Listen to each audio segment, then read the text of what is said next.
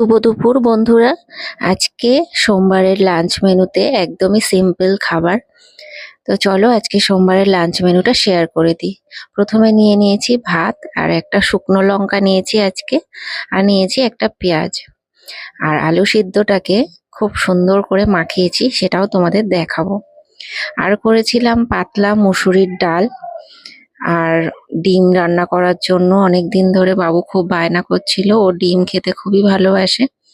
তো ভাবলাম আজকে করে ফেলি। আজকে একটু ব্যস্ততার মধ্যে দিয়ে রান্না করেছি, সে কারণে আজকে একদম সিম্পল রান্না। তো ডিমের ঝোল আর আলুটাকে মেখে নিয়েছিলাম শুকনো লঙ্কা ভেজে, আর পেঁয়াজ কুচু, আর ধনেপাতা কুচু দিয়ে। ডাল আর আলু সিদ্ধ আমার সব থেকে ফেভারিট। মাছ মাংস ডিম ও সত্যি কথা বলতে আমার অতটা ভালো লাগে না, যতটা আমার ডাল ভাত এইরকম সিম্পল খাবার ভালো লাগে। তোমরাও শুকনো লঙ্কা ভাজা দিয়ে আলু সিদ্ধ মেখে খেয়ে দেখবে, খুবই ভালো লাগে। টাটা।